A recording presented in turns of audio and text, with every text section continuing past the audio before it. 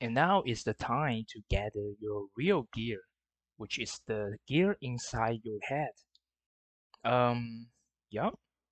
Now we need to finding the good reference, which is I was looking for this masterpiece, Claude Roland. We're going to using his work to guide us, giving us a foundation for composition.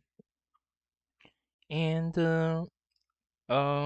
as you can see, his work providing a very good um, and perspective and very clear structure, in my opinion, So we're going to using Claude Roland's work to guide us. I think I'm going to using this one, or maybe this one. Mm, yeah, let's check a look. Let's take a look. Uh, okay, maybe. Okay, maybe just using this one. Yeah, this one's great because it providing us a very good structure. A very cubic cubical shape and form. And when we look at the composition, I think one of the things that caught my eye is this kind of linear one point perspective structure. You can see that creating a very good focal point, focus point to guide us our eye into the center, which is I think is a technique being using a lot in the artists during that period. But I think Claude Roland is a bit later, in terms of his time. He's a bit after the Da Vinci and from Renaissance period. But I think this kind of format is a very good way to introducing the audience and giving us a great guide to the center of this painting. So this is something we need to do taking care, and it's going to helping us. And also, you can see in the foreground, he had this kind of structure. And when I creating my crappy pen over on the masterpiece, you can see these silhouettes. They are starting to a bit overlapping each other. So this kind of overlapping is actually creating the feeling of depth to helping us to push the a bit even more like rhythm and space. And those things are something we're going to do also, later on. So, this kind of thing is like a mountain. You can imagine. Well, again, my crappy drawing. If this is a mountain, and we have another mountain in behind,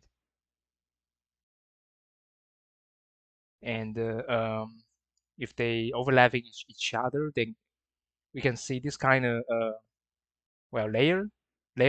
We can say this layering effect giving a sense of feeling of like, oh, they are in the behind. Something is behind something, and the something is also behind another something.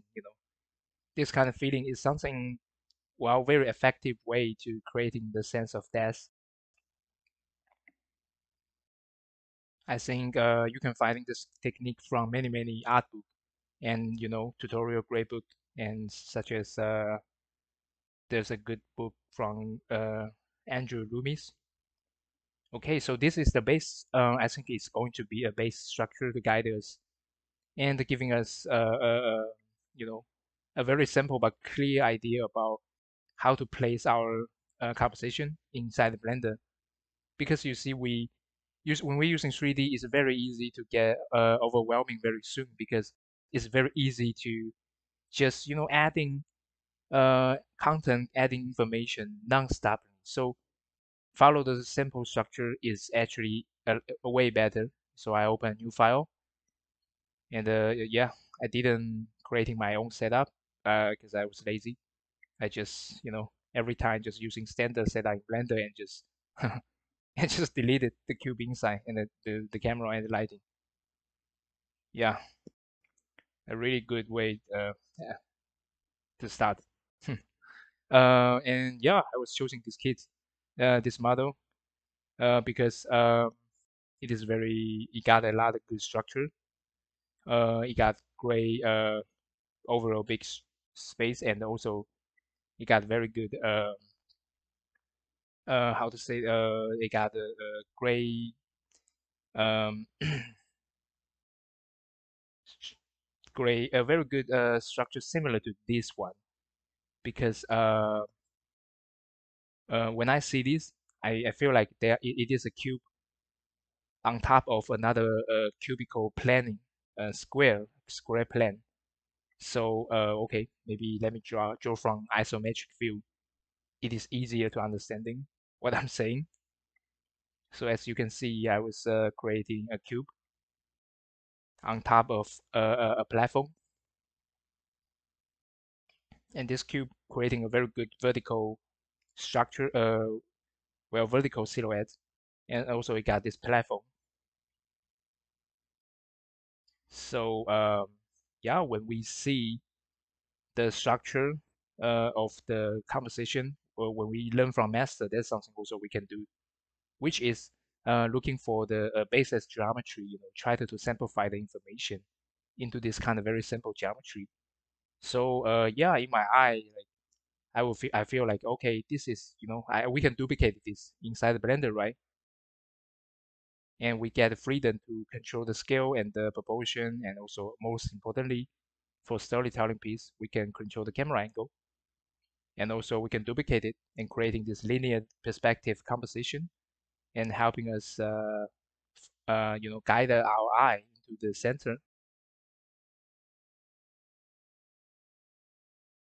So yeah, this is something what I did, when just grab a very good masterpiece, I will try to analyze it, looking for this kind of structure to giving me a good start point, to filter out filtering all the too crazy and busy information and just focus on this kind of very simple structure.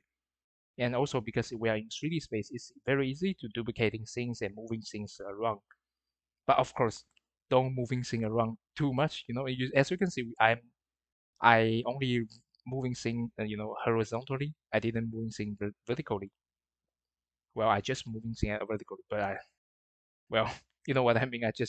I'm increasing the height of the building. If this is a building,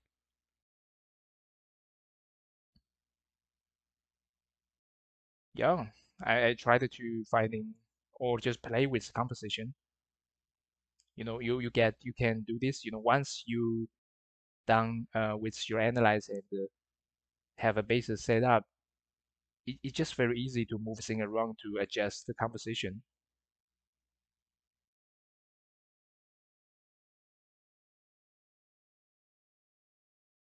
Okay, I didn't turn on my X-ray, so the some of my structure actually has kind of messed up. But yeah, this is actually not something I'm going to use directly. It's just a placeholder for me to demonstrating my perspective, the idea of my perspective.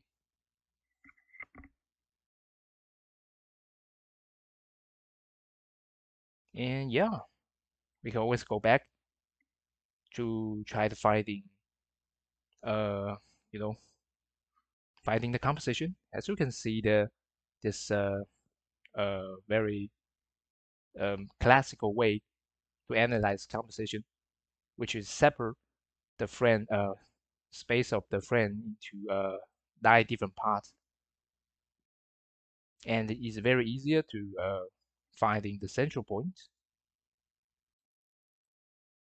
And yeah, once we find out our central point, we can place our point of interest on those points, but it's not a very like strict, or like you cannot moving thing around. You can, as you can see right now, I was drawing a bit like you can considering this is like a radius area that you can adjust your point of interest on those area, and also those points can creating another a very big area that basically the focus, well, the central point of our painting.